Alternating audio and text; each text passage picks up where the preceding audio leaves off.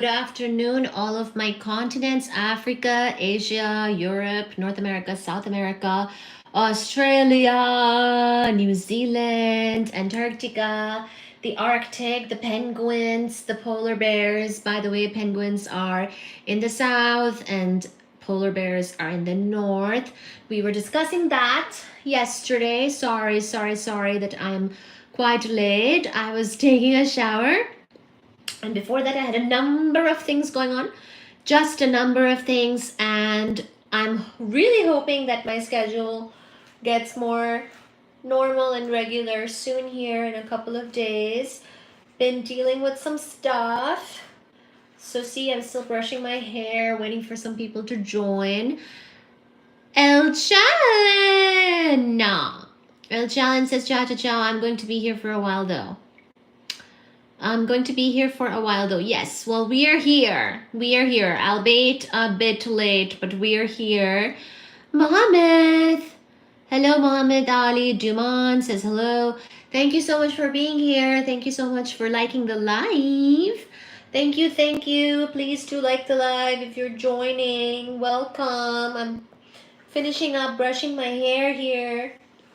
And then we're gonna do more time travel conversations and discussions tonight.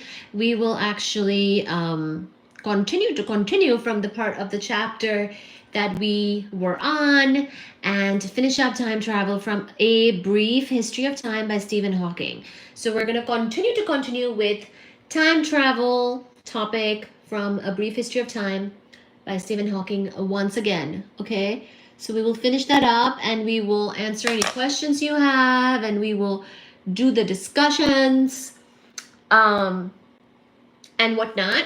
I put some lotion on my face and I'm brushing my hair and I'm getting ready still. But I can say hi to everybody as you join.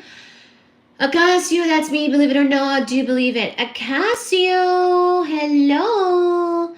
Thank you. These are my earrings that somewhat match the dress. I was looking for blue earrings that are sort of round-ish, but this is what I have. These are a gift indeed from my late grandmother. Thank you, universe. Thank you so much for all your blessings and protection and guidance and kindness and help and support as usual. We will hopefully see many of you joining here very soon. And say hi to everybody, say hello to everybody, and hope to meet many old as well as new friends here tonight. If you've already gone to bed, then hopefully you see this video as an live upload thing tomorrow. And please do leave your comments there, and I look forward to reading them already. Acacio says, hola amiga, ¿cómo estás? I'm good. Most bien, Acacio. I'm good. How are you? ¿Cómo estás? Somebody said that I look Hispanic yesterday, and I think that's pretty much true because even where I live, people think I'm Hispanic in Boston. I'm actually expected to speak Spanish here. Muy bien. Most bien. Muy bien. Good. That's good. Thank you so much. Welcome, El Challen. Welcome, Mohammed. Welcome, Acacio. Hello, Rafa. You might want to be more polite than that. I don't know if my mods are going to be joining. Ooh, if you're joining, can you please like the live? Can we get 10 likes? Can we get 20 likes, please? And thank you. Steve Yo says she looks desi to me. You have to be more specific than that, my love. What kind of desi? Go ahead and guess. Guess. Steve Yo says Indian. Well, it's easy guess because most people are. But good job. Good job. Any more guesses? Any other guesses? So thank you so much, everybody, once again for being here. We do appreciate it very, very much. And can you please like the live? And can we get 20 likes?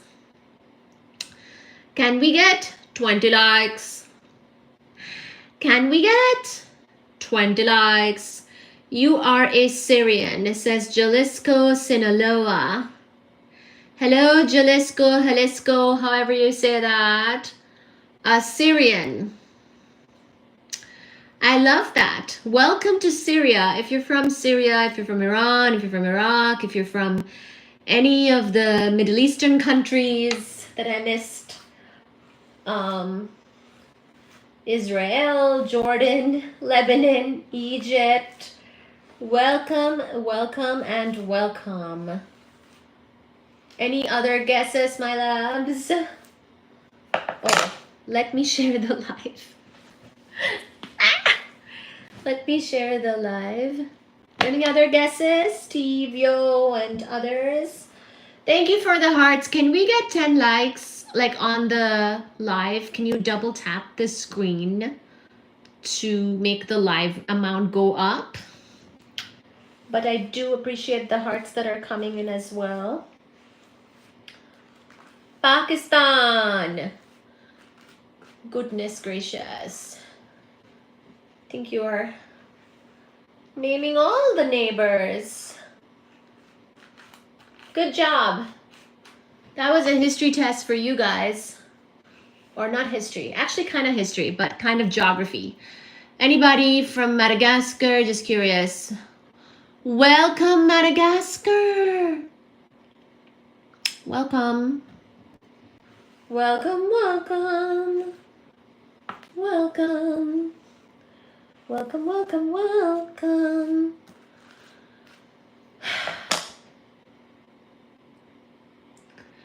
I know now, Saudi Arabia. Well, welcome to Saudi Arabia if you're from Saudi Arabia. That's another good guess. Everybody, what's your geography strengths like? Guess. Guess where I'm from and also guess all of the neighboring countries. Guess all of the neighboring countries, all of it. All of it. And can we get 10 likes? Can we? Can we? Boston. That's true. I'm based in Boston. I am based in Boston, but I think they want to guess my original culture. The US does have borrowed culture. So where from am I borrowed? Indian. Wow, that's the second guess of India. I think somebody else guessed India already. And I want you to name some neighboring countries of India as well because of geography. You sound British to me. Hello, Acacio again. What's your geography tell you about the rest of the Indian subcontinent areas? Kolkata. I have an Indian friend. His name is Ashok Asha. Clouds is Antarctica. That's a very good guess. I'm kind of from Antarctica. And all of these are actually correct. You are correct. I'm from Boston, I'm from India, I'm from Kolkata, and I am from Antarctica. Wow. So many truths all at the same time. This is sort of a multi-state that I belong to. Let me share the live. Welcome, by the way. Welcome, Cloud. Welcome, Jalisco. Welcome, Bob. Welcome, Acacio. Welcome, everybody. Thank you so much for being here. Okay, let's share the live and we will continue about time travel part 2 from Stephen Hawking's book, A Brief History of Time. And if you have any questions about physics or cosmology or astronomy or astrophysics, please do ask in the chat. Sorry about the lateness today. What am I looking at? Roti says Jalisco. I'm not a big fan of roti, actually. I'm more of a rice person. Growing up, roti always made me kind of sad. Like, it's one thing to have paratha or like luchi or puri, you know, something more tasty. But roti, I mean, I guess roti is okay. I don't mind roti so much now, but when I was growing up, when I was a child, roti, like having roti kind of meant that it was a bad day. So, I'm not a fan. Cerveza281 says Pakistan. Hello, Cerveza. Hello to Pakistan. Welcome to Pakistan if you're in the chat. Let's see. Jalisco says, I like tortilla. Welcome to tortilla. You should eat some. I'm from Mexico. Oh my gosh. Welcome, Mexico. Welcome to Mexico. Very lovely to have you here. I think you'll find some friends as well who are also from Mexico. We are all Mexican queens here. So I kind of relate with Mexico too, to be honest. Although I haven't been yet. You know, guys, you should give me some suggestions of places to go in Mexico. Something that's not Cancun, because I know everybody knows about Cancun. I haven't been to Mexico yet, and I travel solo. So do you have like solo travel suggestions for me in Mexico? Because I've never been and I'd love to. Guadalajara or Mexico City? Guadalajara or Mexico City. Okay, I'm gonna Google it and save it, okay? Thank you for that suggestion. Let me share. We are live. We are live. Scooby-Dooby-Doo, where are you? We are live indeed. Hello, welcome to the live. Can you please like the live? Scooby-Dooby-Doo, where are you? We've got some lives here for you. Cosmology, here we come. Thank you. You liked it now? After I begged? For hours. Goodness. Please be kinder and like faster. Can you please like the live? Can we get 10 likes? Oh, Baji is not behind me. Oh no. Oh no. What is going on with my arm? Just noticed it. Okay, I guess it's kind of interesting. It's kind of interesting. Carlos Munoz says, hey. Hi, Carlos. How are you? Hello, Carlos. Where are you from? I think I know Carlos from Colombia. Are you from Colombia? Are you from... Carlos, are you Mexican? Asks Jalisco.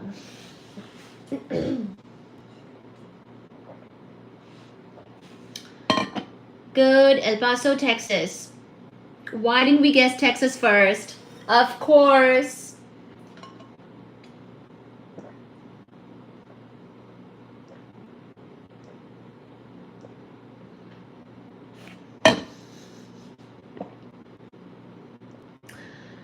Okay, we will now get started.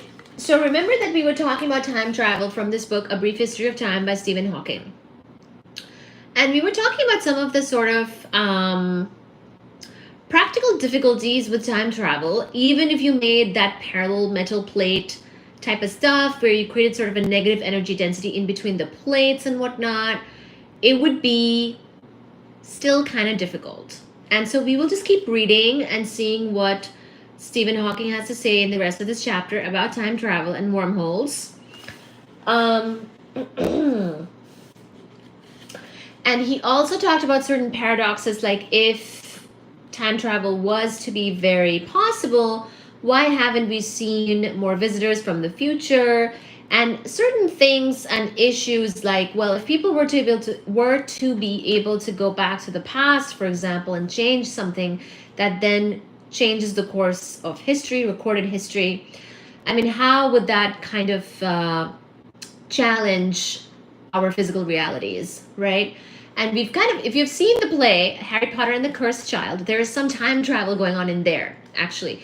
And you will see as part of the play, even though it's fiction, that it can actually be very tricky if you go back into the past and try to change things. It can actually do more worse than good.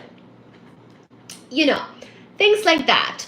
So he brought up some interesting points in this chapter. And if you missed some of this from yesterday, from under the live tab on my channel. So if you go to my channel, live tab, you will see this live stream with the full discussion yesterday or last night. And then today we're just continuing and finishing it up. And so I call this time travel 2.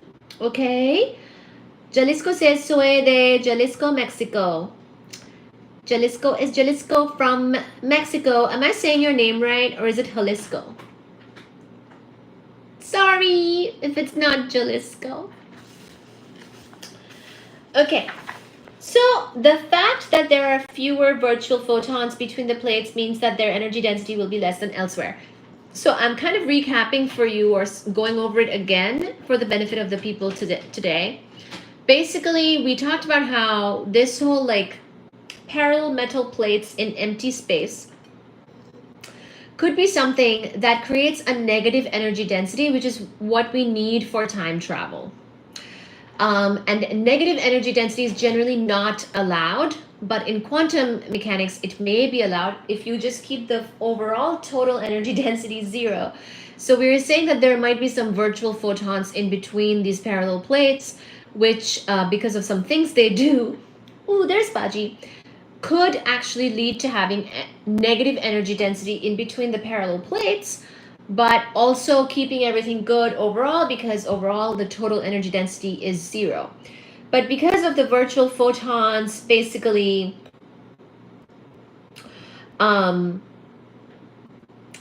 basically canceling each other out, because of their wavelengths and how that works with the crests and the crests and the troughs and the troughs, and if the crests and troughs kind of add instead of the crest and the crest for these virtual photons between the plates, you could end up sort of losing energy, if you will, if things sort of cancel each other out, and thereby have a negative energy density in between the plates. Now, he didn't go into too much more detail of the explanation of how that would help with time travel, but we did actually talk about this a little bit from another book in the past. We talked about this in Einstein's Cosmos by Michio Kaku. So this type of environment or situation where you can sort of possibly have the negative energy density would actually be required for something like time travel, because time travel would mean sort of the curvature of space-time being the other way, warped in a different way than what we're usually used to. I have to go, and be good night. Good night, Alchalin. That's okay. Good night. See you tomorrow. So we will just keep going for a bit. The fact that there are virtual photons between the plates means that their energy density will be less than elsewhere, but the total energy density in empty space would not be almost flat. So if the energy density between the plates is less than the energy density far, far away, it must be negative. So this is how we end up having negative energy density in between the metal plates, which is, we set that up as being needed if we want to do time travel. So go to the live before this one in order to get that full discussion. We thus have experimental evidence both that space-time can be warped from the bending of light during eclipses. So as far as like space-time being able to be warped, this we already knew. This is already known and experimentally confirmed, and that it can be curved in the way necessary to allow time travel from the Casimir effect. So this metal plate thing that we've been kind of discussing is the Casimir effect. If you want to look it up, it's CASIMIR. CASIMIR. So this Casimir effect actually allows for negative energy density, or the warping of time in a way that would allow for time travel. So this is, all of this is to say that time travel in a sense could be possible. But how real is it? How practical is it? How attainable is it? And what kinds of issues one could have if we did this? And are we technologically, capable enough to allow for time travel? Those are the questions. But as far as physically being allowed, it may very well be allowed. Okay? One might hope, therefore, that as we advance in science and technology, we would eventually manage to build a time machine. So it's a matter of, as this kind of points out, it's a matter of technological advancement, whether we can do it or not. In the movies, it's already happening, but whether in reality we can do it or not, it would require sort of a fine-tuning of this metal plate stuff that we were talking about, right? And that may not be so easy. So, but if so, why hasn't anyone come back from the future and told us how to do it? So if it's difficult, why don't we have visitors from the future to tell us how to do it, etc.? There might be good reasons why it would be unwise to give us the secret of time travel at our present primitive state of development, but unless human nature changes radically, it is difficult to believe that some visitor from the future would not spill the beans. Of course, some people would claim that sightings of UFOs are evidence that we are being visited either by aliens or by people from the future. If the aliens were to get here in reasonable time, they would need faster than light travel. So the two possibilities may be equivalent. So this sort of like another reason why we think that alien visits would be kind of difficult is because they'd have to traverse very large distances to get here and may have to travel faster than the speed of light, which is, as far as we know, impossible. So that's another whole thing. However, I think Stephen Hawking thinks that any visit by aliens or people from the future would be much more obvious and probably much more unpleasant. If they're going to reveal themselves at all, why do so only to those who are not regarded as reliable witnesses? If they are trying to warn us of some great danger, they are not being very effective. So those types of things. Then he goes on to give a little bit more explanation of the alternative histories and things like that we talked about. I'll skip to the last part of this chapter, which is what we did not cover last night, so that the people who are watching and wanting to listen to the full thing can catch up with that. So the Feynman sum over histories. So this is something that we kind of mentioned in the book earlier, the Feynman sum over histories, where sort of these, for these various particle interactions, all of the histories that could possibly happen are kind of allowed. Whether that is something we can use to understand this whole situation better is something that he's considering here. So let me back up a little bit. The alternative histories hypothesis sounds rather like Richard Feynman's way of expressing quantum theory as a sum over histories. So Feynman had a way of expressing quantum theory as this sum over histories, like I mentioned, which was described in chapters 4 and 8. So in the same book, in the chapters 4 and 8, we kind of mentioned that.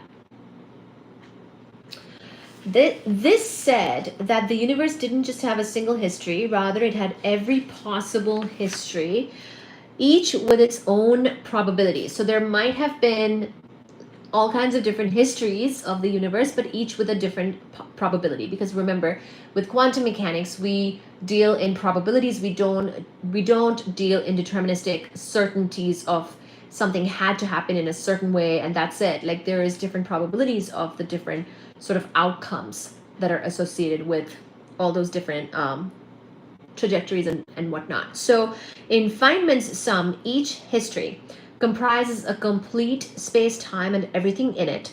This space-time may be so warped that it is possible to travel in a rocket into the past.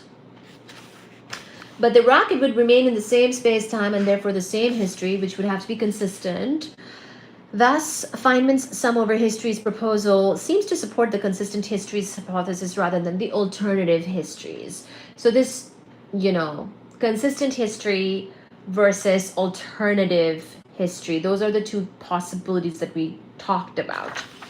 The Feynman sum over histories does allow travel into the past on a microscopic scale. So maybe at a macroscopic scale, it's difficult to envision time travel, but what about at a microscopic scale? What about at a quantum scale? do we see or do we have time travel or not? You know, that could be a question too. In chapter 9, we saw that the laws of science are unchanged by combinations of the operations C, P, and T. This means that an antiparticle spinning in the anti-clockwise direction and moving from A to B can also be viewed as an ordinary particle. Spinning clockwise and moving backward in time from B to A. So this whole stuff about the sum over histories and the antiparticle doing one thing is basically the particle, the partner of the antiparticle, doing the spinning clockwise in the backward direction in time. So Feynman's way of, if you are not familiar, you might want to look up Feynman diagrams in particle physics or just Google some examples of them. You will see how he's very, all these like backward in time things are allowed in the Feynman diagrams. So similarly, an ordinary particle moving forward in time is equivalent to an antiparticle moving backward in time. So this whole stuff about time travel, maybe this is already something that's kind of happening in terms of the microscopic scales or the quantum scales or the particle scales, because we literally do have Feynman diagrams that are sort of used a lot in particle physics that do allow for this sort of like backwards and forwards interpretations of time depending on the particle that you're considering. If the particle is doing this one thing, its antiparticle could be doing the other thing in the backwards direction in time. As has been discussed in this chapter, in chapter 7, empty space is filled. So what we once considered empty space and just everything is empty and nothing much happening is actually a very busy space filled with these virtual particles. So there could be a lot that's happening in empty space that we are sort of unaware of, right? So as has been discussed, empty space is filled with pairs of virtual particles and antiparticles that appear together, move apart, and then come back together and annihilate each other. It's only empty because we're not measuring the particles and the antiparticles sort of separately. We are seeing this overall system having the annihilations between the particles and antiparticles, making space empty, but really there's a lot that's going on in that empty space. So one can regard the pair of particles as a single particle moving on a closed loop in space-time. So once again, one can regard the pair of particles, the two things together, the particle as well as the antiparticle pair, as a single particle moving on a closed loop in space-time. When the pair is moving forward in time from the event at which it appears to that at which it annihilates, it is called a particle. So from the event at which it appears to that at which it annihilates, it's called a particle. But when the particle is traveling back in time, from the event at which the pair annihilates to that at which it appears, so this is the particle at which it appears to where it annihilates, and this is where it annihilates to where it appears. So that's the closed loop of space-time. So in the first way, it is when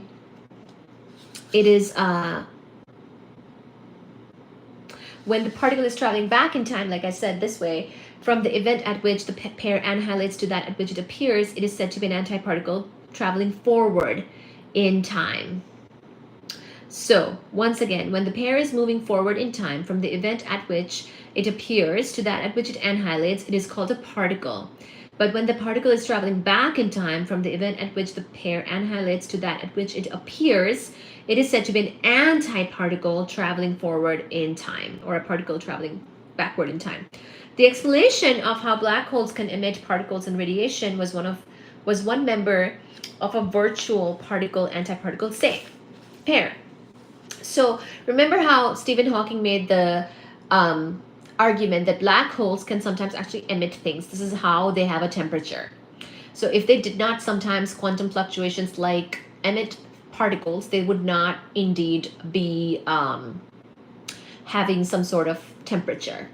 So Hawking radiation, if they don't have a temperature, there's not going to be a black body radiation. If they have a black body radiation, it means that they have a temperature. That sort of stuff is really to do with some of these fluctuations in pair and antiparticle, particle and antiparticle shenanigans that may or may not be going on. with the black holes, right? One of them escapes, one of them doesn't, that type of thing.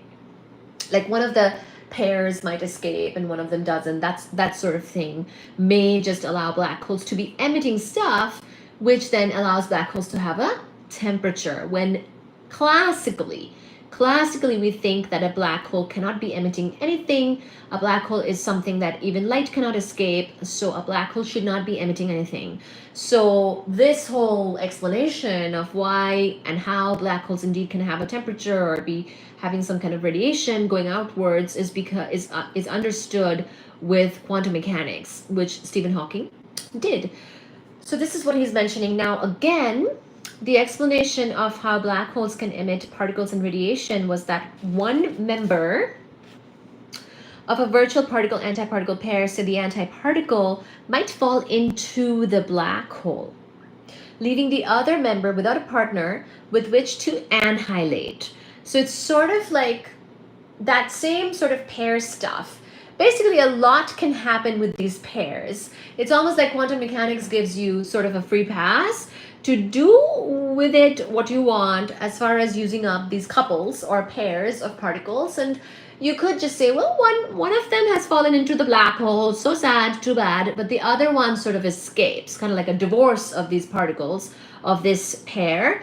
And the one that's leaving, that's able to leave, is because that's contributing to what gets emitted from the black hole, and the black hole sort of giving the universe back some stuff, and that's what gives it a temperature. Okay, so the forsaken particle might fall into the hole as well, but it might also escape from the vicinity of the black hole. If so, to an observer at a distance, it would appear to be a particle emitted by the black hole. So this is that whole explanation again, right? One can, however, have a different but equivalent intuitive picture of the mechanism for emission from black holes. One can regard the member of the virtual pair that fell into the black hole, say the antiparticle. Let's say that the antiparticle fell into the black hole. Hi, Dora! As I wake up briefly, I hop to the tab. Here you are, rocking up super late. Hello, it's not super late. It's only 1:19 in the morning. We must have 20 likes. Thank you. I'll pin that. Hardly anyone is here, but it's kind of nice and peaceful, actually. I just want to get my explanations done and then go to bed. Feeling happy. 1:19 in the AM. What? It's only 1.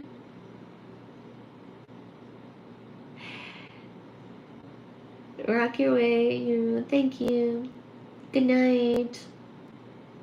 You can listen to this in the background as you're dreaming. Okay, so one can however have a different but equivalent intuitive picture of the mechanism for emission from black holes. One can regard the member of the virtual pair that fell into the black hole, say the antiparticle. Let's say that the antiparticle is the one that has fallen in. Thank you. Night, night. I'll keep it on. Give you the watch time. Thank you. Thank you so much. Good night. So, one can regard the member of the virtual pair that fell into the black hole, the antiparticle, as a particle traveling backward in time out of the hole. So, when you have an antiparticle falling into the black hole, another way of putting it is that a particle has come out of the black hole. When it gets to the point at which the virtual particle-antiparticle pair appeared together, it is scattered by the gravitational field into a particle traveling forward in time and escaping from the black hole, which is pretty dramatic. If instead it were the particle member of the virtual pair that fell into the hole, then one could regard it as an antiparticle traveling back in time and coming out of the black hole. So this time travel stuff may actually be more real and possible when you regard it at that microscopic quantum level. Okay? Thus, the radiation by black holes shows that quantum theory allows travel back in time on a microscopic scale, and that such time travel can produce observable effects. Hello, Grimmy. Sleep is for the weak. I only need 6 hours. I've been going to bed after these lives and waking up, getting stuff done all day, processing things, therapeuticing myself, journaling. It's been so busy. So busy. Selling candles and other items. Humans were not meant for sleep. We were meant for partying. Exactly. And here we are, a quantum party. Welcome to the quantum party. Thank you for liking the live, Grimmy. Good night. Sleep tight. Do a good job for Doro tomorrow. Have a good office day tomorrow. Selling candles. Yeah, I mean, I have to, one has to sell things in order to subsist. It is the quantum party. Oh my god, that's what I should have named the live. I should have named it the quantum party. Grimmy, can you share the live with some colleagues of yours? You can do it tomorrow. But, show them this live and how people can fall asleep to this live instead of falling asleep by themselves, by their lonesome selves. I need more people watching, But yeah, it's been very busy. Therefore, my lives have been, oh my gosh, it's 1, 2, 3 on the time. 1, 2, 3, lucky number, 123 only. Me and Dora's colleagues aren't into this stuff.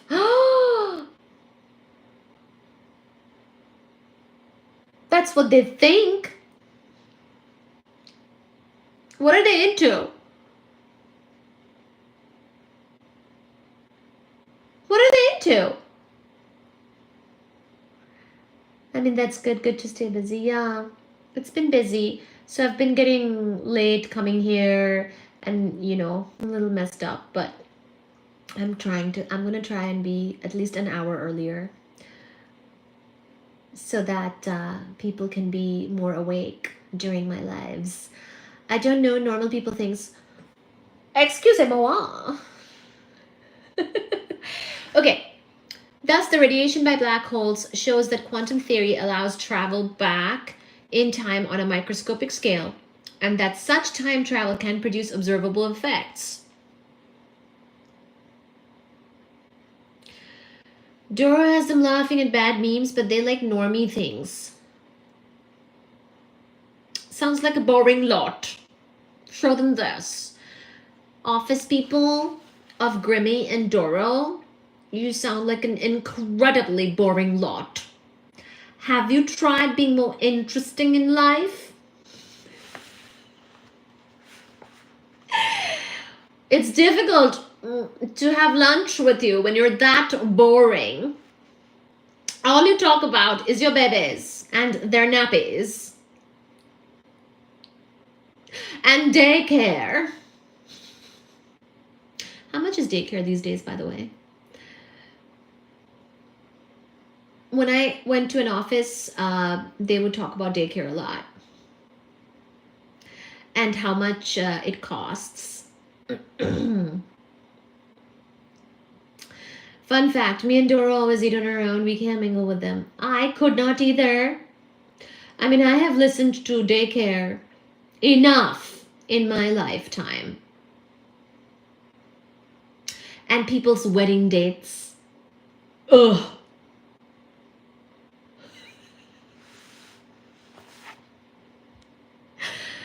I know the office lunch talk. Daycare pickup time. 4 or 5 p.m. They're going to charge me $50 every 5 minutes. So I have to do all of the coding because of that. Because of being child free.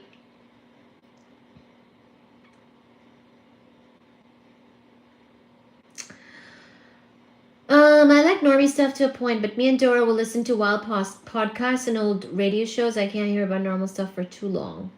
I still don't know what normal stuff mean. I've been just guessing randomly. Anyway, let me keep going. So, if instead it were the particle member of the virtual pair that fell into the black hole, one could regard it as an antiparticle traveling back in time and coming out of the black hole. And this is, by the way, especially allowed in those Feynman diagrams and particle physics that I've been mentioning. So if you don't believe me, then please do look up Feynman diagrams and look at some examples of a few. Maybe we'll actually do that tomorrow or the next time we go live, show you some examples of Feynman diagrams where going backwards in time is actually quite allowed. So this whole situation with going backwards in time, therefore, if you will, is extremely okay in quantum mechanics, in particles and Feynman diagrams. It's all kind of like normal stuff, right? Because if it's a particle going forward in time, its antiparticle is going backward in time. Thank you. Daycare doesn't come up, but people's medicine, politics, oh my God.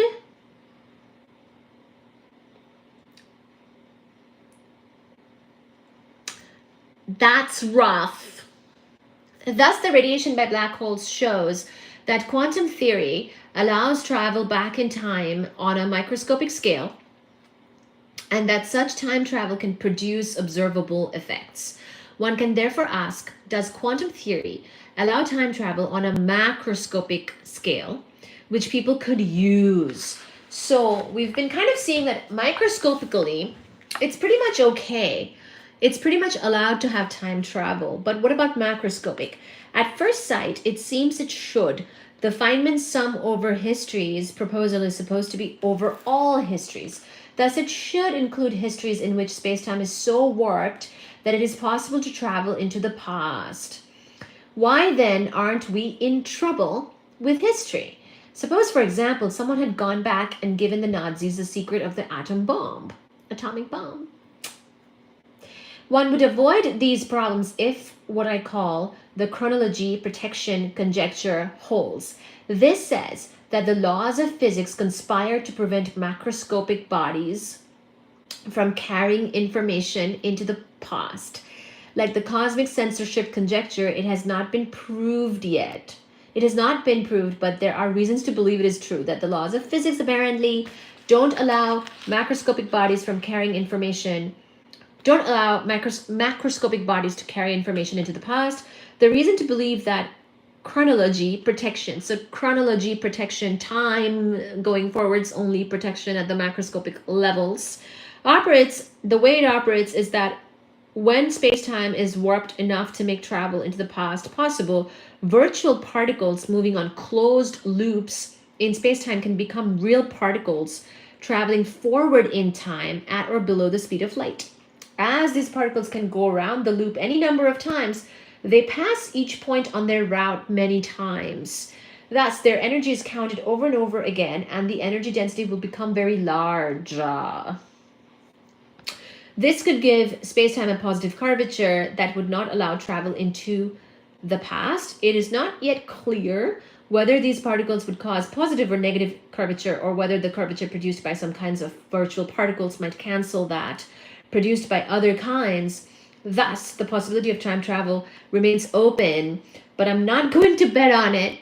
My opponent might have the unfair advantage of knowing the future.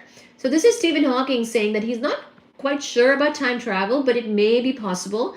And it seems for the macroscopic scales to not be a thing where we can go back and track time. There seems to be some protection of chronology where macroscopic bodies don't seem to be able to transmit information to the past. So that's where we sort of stand. This is the topic, time travel, for you from the chapter A Brief History of Time by Stephen Hawking. We covered, mind you, we covered most of it last night / yesterday live. So if you're seeing the part 2 tonight or today, whenever you see this, go back and check out the part 1 as well, which is just called time travel. Okay. And a lot of people actually asked a lot of really good questions in that live. So I think the first part of that particular episode was just people asking questions and me answering. So it was fun. Yes. I'll debate old radio with Doro instead. Oh, very nice. Time travel to see it again. Yes, thank you, Grimmy, for your excellent support tonight. Really appreciate it. Hello, welcome everybody to the live. Can you please like the live?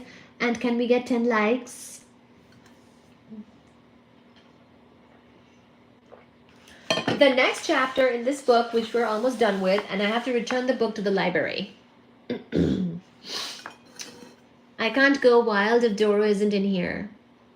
That's why you're so well behaved. You almost sound like a normal person today, Grimmy.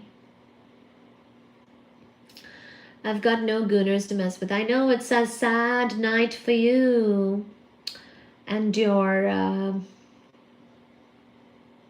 messing career.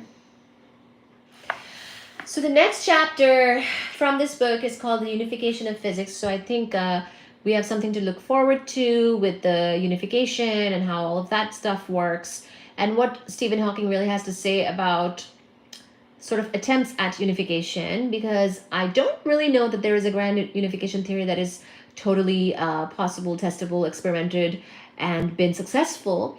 But people definitely think about it. Remember that Einstein worked on it a lot, didn't really succeed in bringing about a unified theory for everything, like a sort of a theory of everything.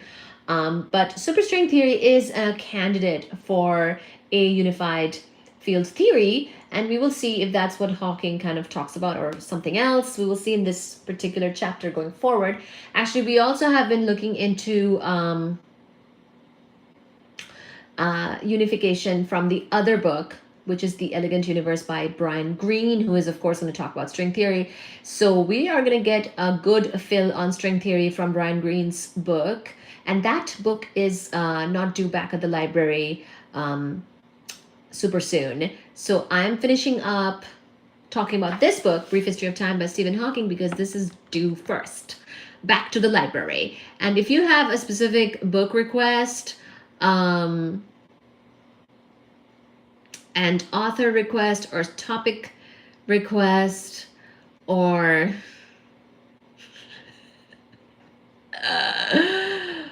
concept request or any questions, then feel free to say that in the chat during my lives, any of my lives. Or you can also leave comments in the videos, or if you see this as a video upload later on the live tab of my channel, please do let me know what you think and ask any questions.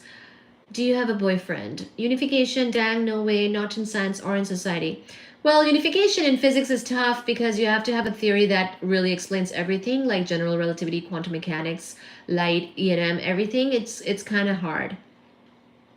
Gravitation and quantum mechanics and everything coming together, and all the different, fundamental forces, gravitation, electromagnetism, strong nuclear force and weak nuclear force. Getting all of those four explained with one theory is quite difficult, as we have seen. Okay, so we will see. There are going to be challenges, but we will get the perspective of Hawking here in this chapter about that. We do have some success, by the way. We've talked about this a little bit already. Hello, Completely Insane. How are you? We do have some success in explaining some unification of the three forces that are electromagnetism, strong nuclear force, and weak nuclear force. But it's very difficult to merge the concepts of this with gravitation.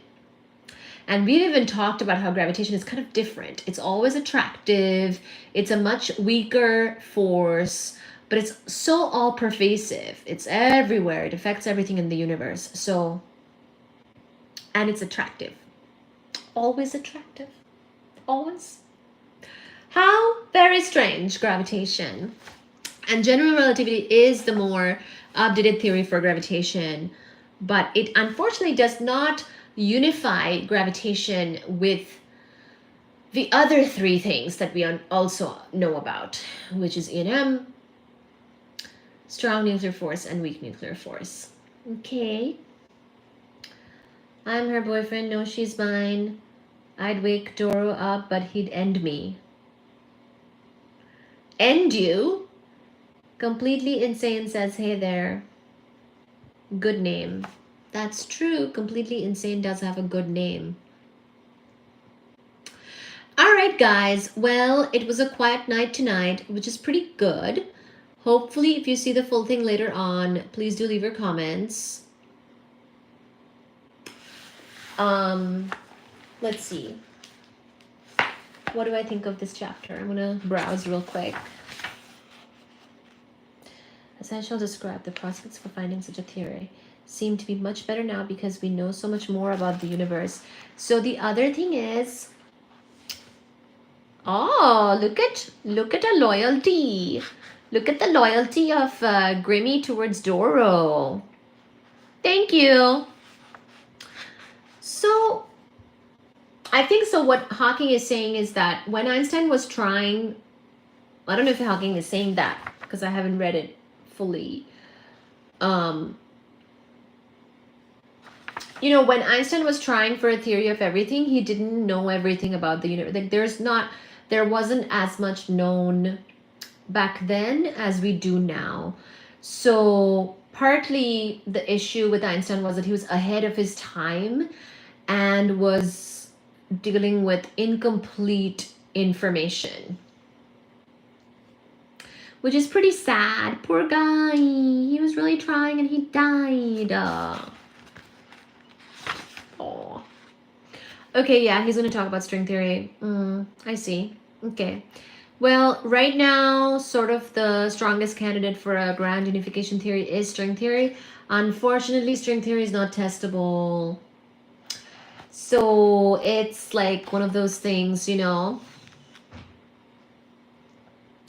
But yeah, looks like in this particular chapter, Stephen Hawking is going to talk about string theory. Good.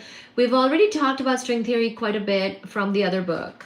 So it's fine to look at it again as sort of a review / get his perspective on it.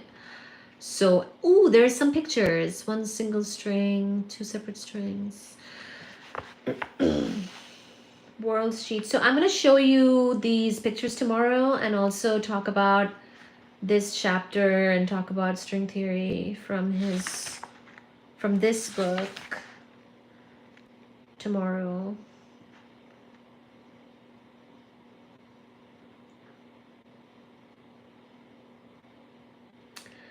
Grimmy, good night if you're going to bed. I like this sentence, but can there really be such a unified theory? Or are we perhaps just chasing a mirage? I've thought about that.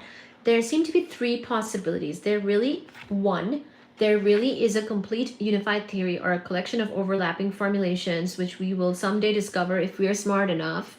Because one of the things that come up too with the unification of physics is that maybe we're just not smart enough. Maybe we just like don't have it. Belgium is great. Good night. Number 2, there is no ultimate theory of the universe, just an infinite sequence of theories that describe the universe more and more accurately. There is no theory. Number 3, so number 2, let me say that again. There is no ultimate theory of the universe, just an infinite sequence of theories that describe the universe more and more accurately. Infinite sequence of theories. Number 3, there is no theory of the universe. Events cannot be predicted beyond a certain extent, but occur in a random and arbitrary manner. There is no theory of the universe. Events cannot be predicted beyond a certain extent, but occur in a random and arbitrary manner. I mean, that seems pretty true to me sometimes.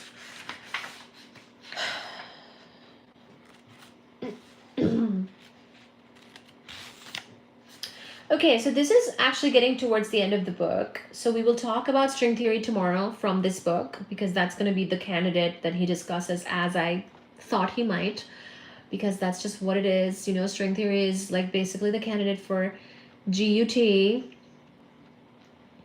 Steven! You are not in bed yet? Hello, Steven. Hi. Good morning. Good morning. I'm about to be done. I just wanted to do a short check-in, short live. And then we have a conclusion chapter. We find ourselves in a bewildering world. Yes, indeed we do.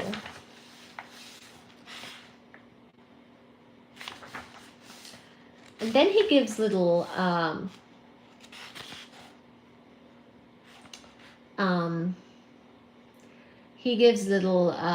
blurbs about certain scientists, which I like.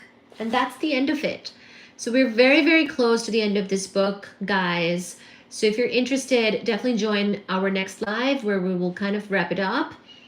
And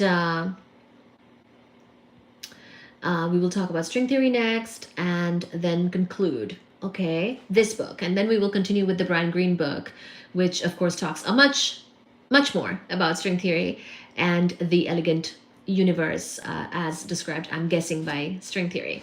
Okay? And I'm hoping that we find a lot more, a lot more explanations of string theory from the Brian Greene book, given that I believe he did work on that. So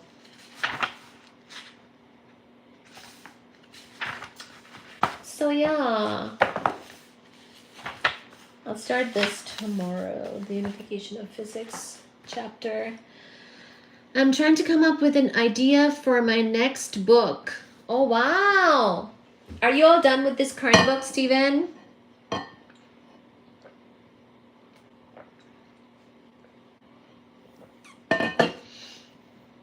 And how is everybody doing? Can we please get 10 likes? Or a super chat?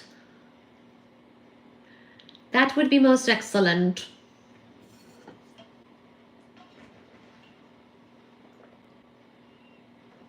And there's Baji. The next book in your series. Well, let me go check out your book right now on Instagram.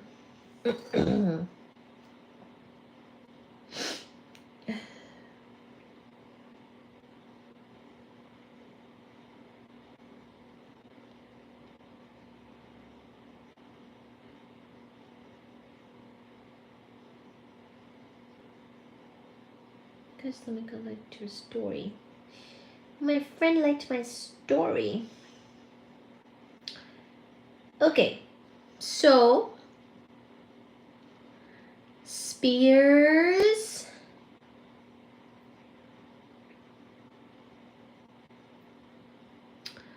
Steven, T.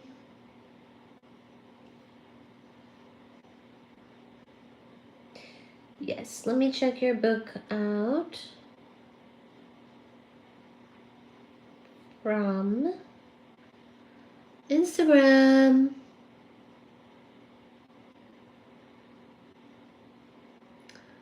And you asked, well, I remember your username from our chat last night.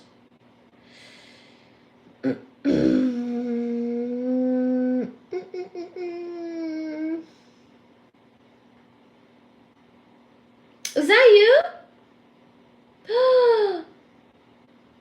Follow?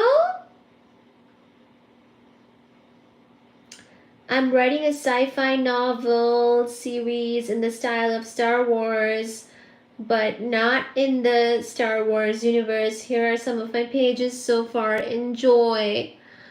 Aww.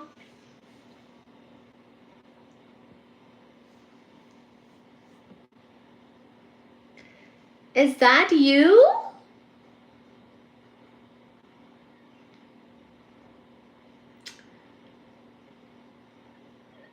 I think I found your Instagram.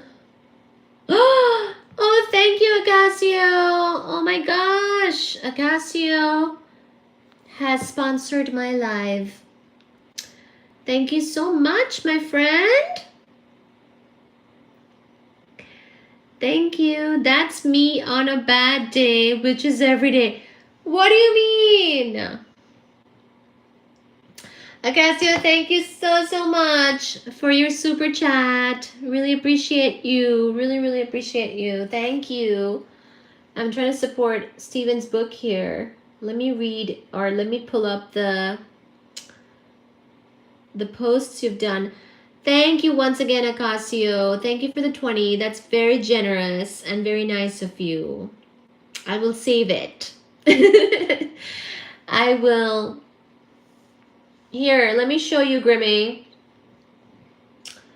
This is Steven's book on Instagram. We suggested, I think it was me who suggested that Steven should just publish his book on Instagram and not worry about going to like Amazon Kindle and all that stuff and deal with, you know, publishers and have to like have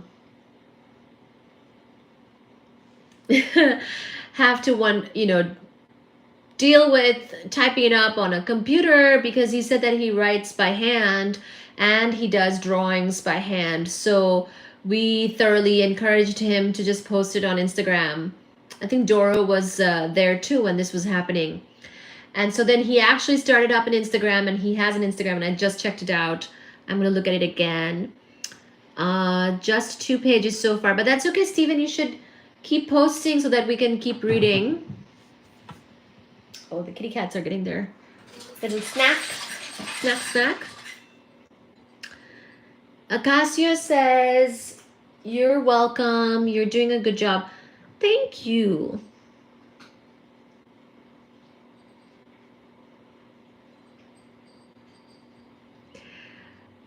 What?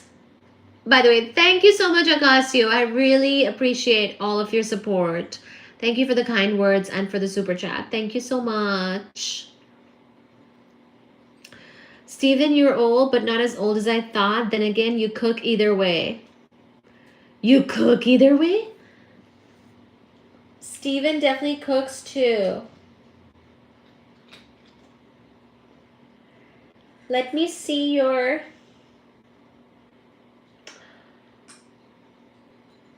She's propelled by 2...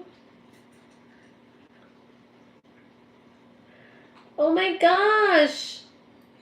This is chapter 1, page 1. At the outer reaches of the solar system, a flight of 12 Y-wing starfighters fly patrol.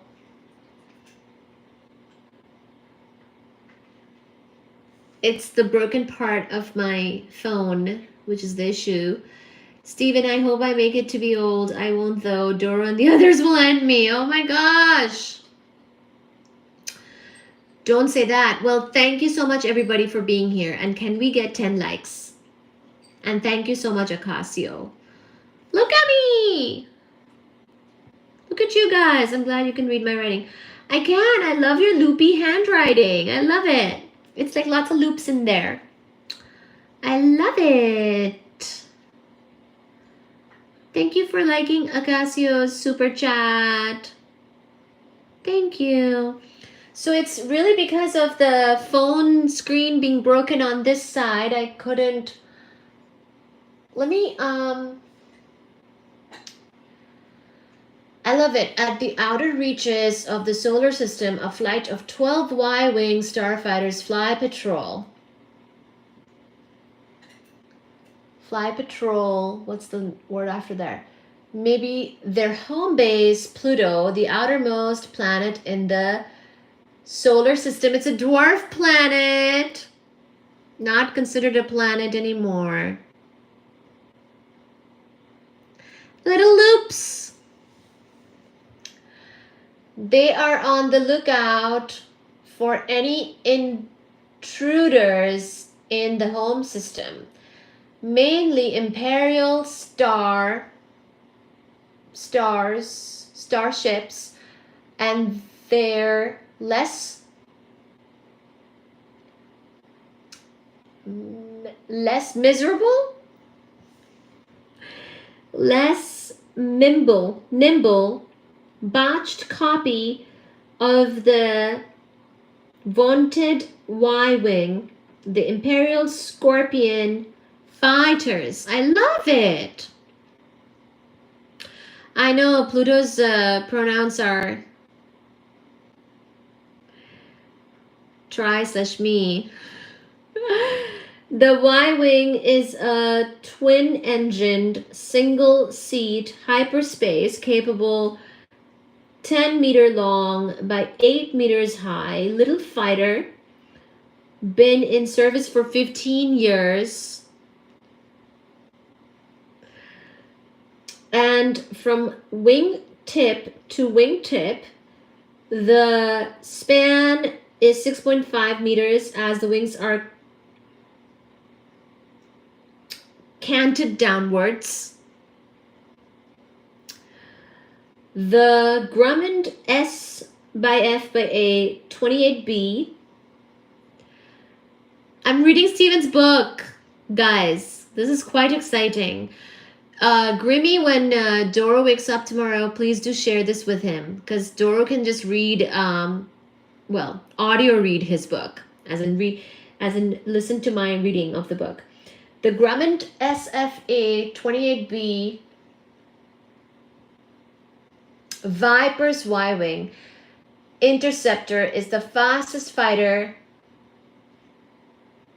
in the Rebel fleet, capable of 27.8 inches, no, 2.78 hyperspace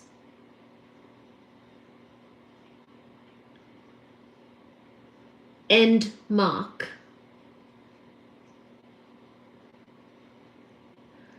Okay.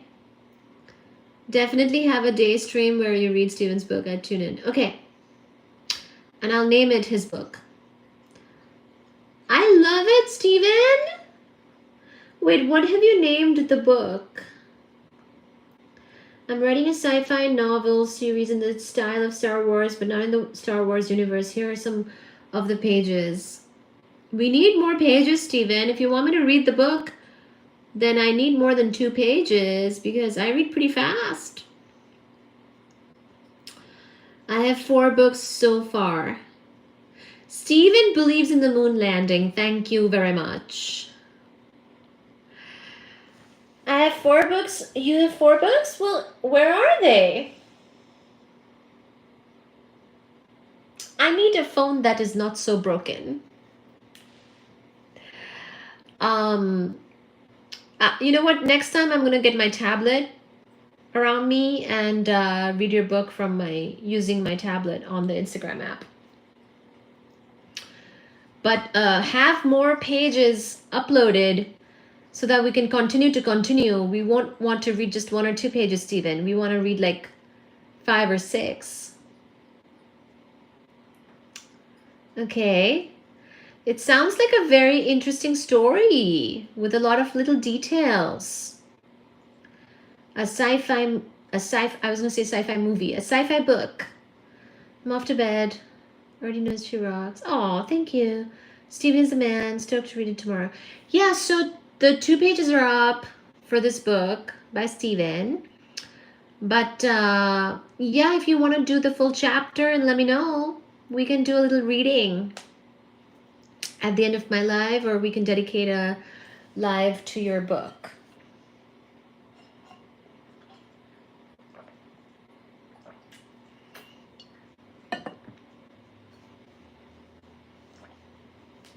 Look at this book writing community that we have created.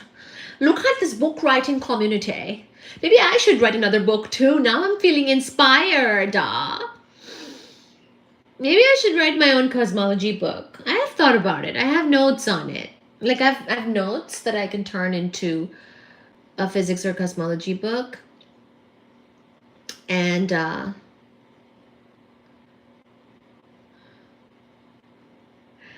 maybe I'll write another book.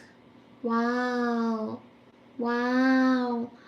My books are on Amazon and they always take such a terribly big cut when anything sells. I make like a little bit of money per month. from Amazon. That's why I suggested to Steven to just put it on Instagram if you don't care. But you could also put it on Kindle, but you'd have to type it up. And they're so strict about their formats too. It's just such a pain. So to get the book off the ground, I thought it would be good for Steven to just kind of put it on the page, like have it on the pages like he has it already, and just publish it as pictures on Instagram, you know, where people just read the book on Instagram, page by page. It's just like as you scroll, it's the book that's taking shape. I have like 7 or 8 chapters in my book. Good. More, Steven, you have to share more. Make it a regular habit to post on Instagram. I went to a place called Ollie's and found some books there. Yay! Everybody, thank you so much for coming. Thank you so much for being in the live. Please do share the live, like the live, and we will continue tomorrow. It's a little late tonight.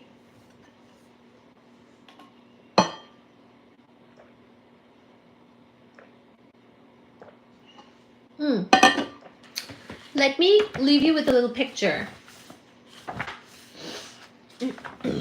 We will talk about string theory tomorrow from this book by Stephen Hawking, okay? I want to thank you for reading my pages and for the support. Of course, Stephen. We're here for you, and we want you to keep posting, okay? We want you to keep on keeping on. And we will talk about string theory tomorrow. And Stephen, when you have a full chapter on there, we will read your book as well as part of the live, okay? Here's an open string and here's a closed string. We will talk about string theory tomorrow from this book, Brief History of Time, and then we will return this to the library and go back to Brian Greene's book, Elegant Universe, which I'm using as a paperweight right now. Thank you so much, everybody, for tuning in. Love you all. Good night.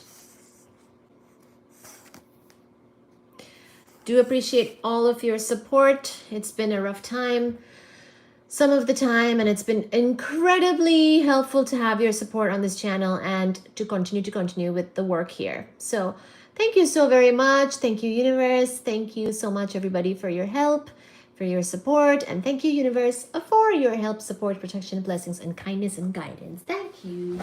Good night, everybody, for tonight. See you tomorrow. Hi, Sachi Mama. Sachi. Sachi.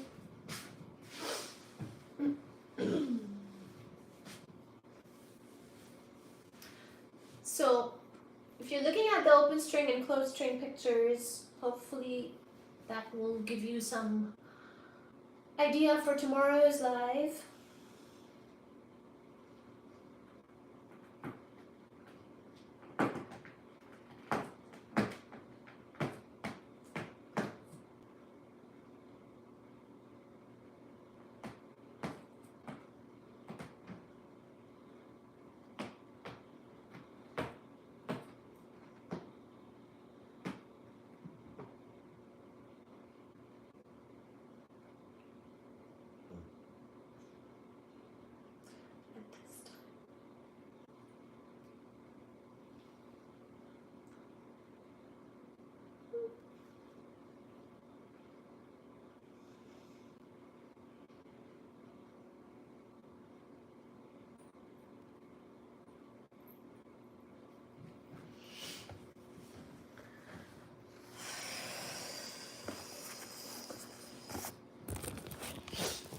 All right, guys. Thank you. Cool. Be good, be nice, and behave. Good night, everybody. Thank you so much. Really appreciate you. Good night and sleep tight, and see you tomorrow, okay? Bye.